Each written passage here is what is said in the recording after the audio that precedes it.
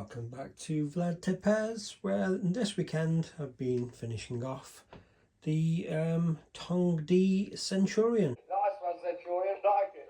Shut up! Well, when I say finishing off, it's not finished as usual, but it's close. It's been a lot of work. I'm still waiting for a couple of parts.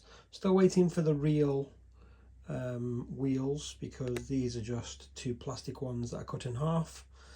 They should be inverted with the brackets, so these are just blue tacked on for now. I've hand sculpted out of green stuff the mantlet cover. Does mean that I've lost elevation of the gun, not that I care. It barely moved anyway, and I'm not using it for BBs or anything.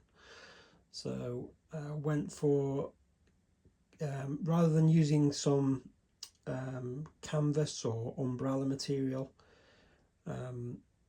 which doesn't always conform how you want it, I've sculpted it because then you can put the folds in where you want them, basically. And the only downside is, like I say, that you lose the elevation because the mantlet cover attaches to the turret, so where it would flex, you lose that flex. But I kind of like the results, so I'm happy with the decision. The main thing you might notice if you're eagle-eyed is that we have metal tracks. We've also got metal wheels.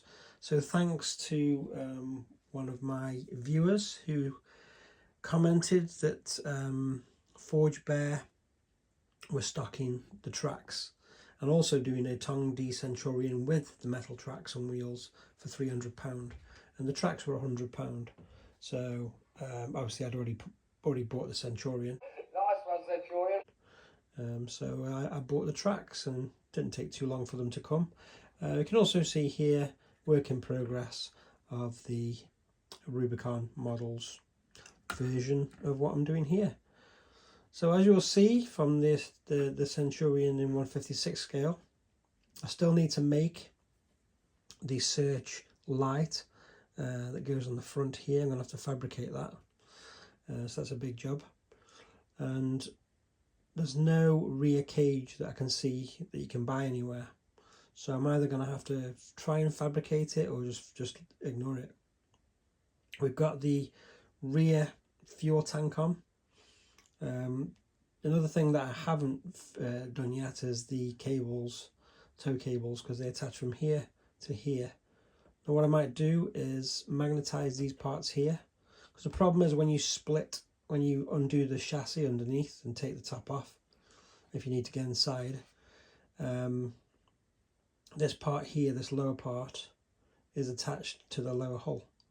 So the cables would be attached to both pieces, so it would be really awkward. So I was thinking if I magnetize these holes and magnetize the cable, tow cable ends, I could remove them when I needed to and put them back afterwards. That's the idea, but it's just more work.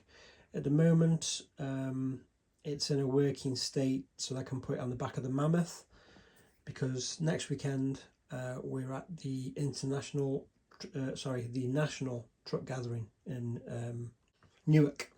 We're in Newark for the day, which is a scale event, but I'm going to try and take the Mammoth and put some tanks on the back because it's different.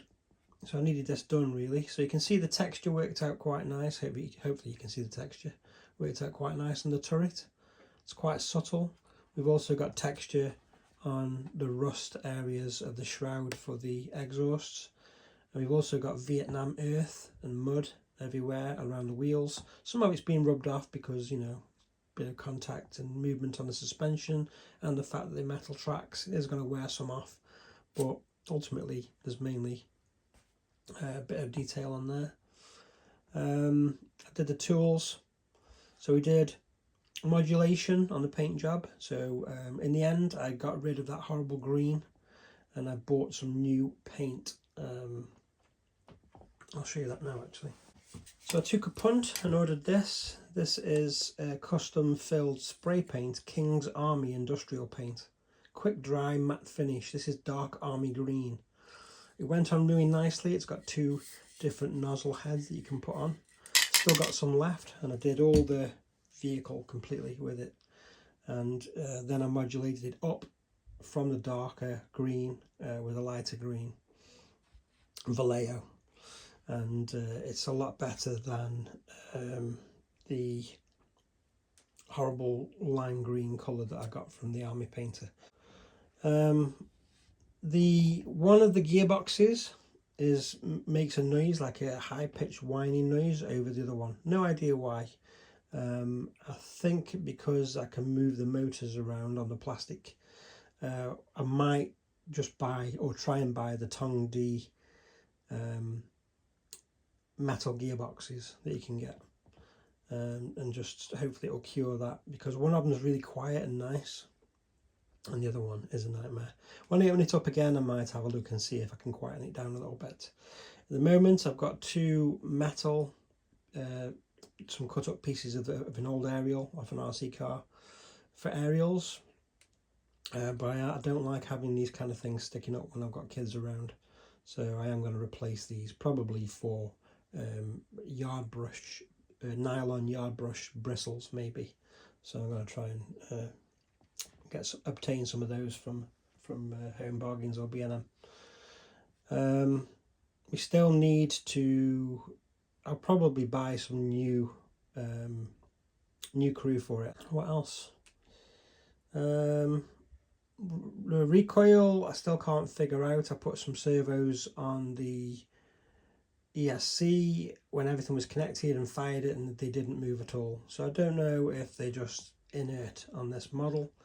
But to be honest with you, I don't think I'm going to bother. I don't think I'm not bothered to go through all the hassle of trying to get a recoil on the barrel from this point when you hardly use it. The main thing for me is it controls nice, it drives nice, it looks nice. I also took off the smoke launchers because in Vietnam a lot of them were removed, because a lot of Centurions, you see the other models on other people's, you do see the smoke launchers, so I took those off. Obviously we cut off the side skirts for the 5.1 model, and also if you're eagle-eyed you'll notice from last time that I've cut back even further the front mud guards, because that was another mod that they did in the Australian Armoured Corps, and also cut back at an angle here on this mudguard here. The barrel rest that was here I need to fix because it kept breaking. It's a problem when you're trying to split the hull in half when you're trying to get inside. This exhaust always catches on it. I might even just fix the hole and just not put it on, to be fair, for how much of a pain it is. But yeah, that's the progress so far. Put some of the decals that were supplied with the kit on there. They weren't too bad actually. Weathered them up. And like I say, other than the crew and waiting for 3D prints of the 2 wheels that go on the front, we're pretty much done. I'll look to see if I can obtain the metal gearboxes and replace them at some point, or I might not. No, I don't want to. It depends if we get any failure, but it seems fairly smooth on one of them, and if I can get the other one the same, I'll be quite happy. I think I don't think I'll need to change them unless one breaks. Well, there you go. That's it, guys, for now. That's the Centurion 5.1. Shut up! From Tongde. The proof of the pudding is in the eating. You see a pudding or a cake in a shop window and it looks beautiful and shiny and glazed and it looks fantastic. So you go in and buy it and you then taste it. Well, it tastes okay, but it doesn't taste like it looks. And this is the idea of the proof of the pudding is in the eating. And the eating is this part where you can see that it doesn't matter whether you buy a Tamiya or a higher and spend as much as you want. You can still paint the bottom model level of a Tongde up to a high standard. and make it look decent. And I think it drives decent and sounds decent for the price point we're at. So far, this project owes me 300 for the tank with the wheels and tracks in metal, and this was peanuts. Like, I can't remember if it was like 15 quid, this long range fuel tank, and about 7 quid for these muzzle brakes and fume extractors, sorry, from the eBay. And I think it's £15 that I've paid for the 2 3D printed wheels. I was going to design my own and get them 3D printed in resin, but they became available, so I couldn't be bothered for the price they were. Good. So that's it, guys. As always, thanks for watching and supporting the channel. Please, please, please at least like or dislike the video and comment. It helps with the algorithm and YouTube sharing the videos, and it takes a long time for me to edit the videos and put them together. And I think at this point I'm wondering if it's worth doing, because, you know, I'm getting very low views on most of my videos. And I just wonder if it's worth doing, to be fair. I might as well just carry on what I'm doing and not bother with the filming, because again, when I'm filming, that takes time away from actual doing RC or whatever else I'm doing. And the editing, although as much as I enjoy it, it's like takes a long time. And all I ask is that you like the video, and if you can be bothered, comment on the video. It does go a long way towards making the videos more viewable and accessible for other people. 95% of people who watch my videos aren't subscribed. You serious? Which is a crazy stat, really. Don't know what to do about that, really. Computer says no. So anyhow, guys, I hope you like the Centurion as much as I do. It's one of my favourite RC tanks at the moment. I think next I would like something more modern, like a Leopard. And I've seen that Tongde do a Leopard 2A7, which is quite cool, amongst other things. Anyhow, thanks for watching.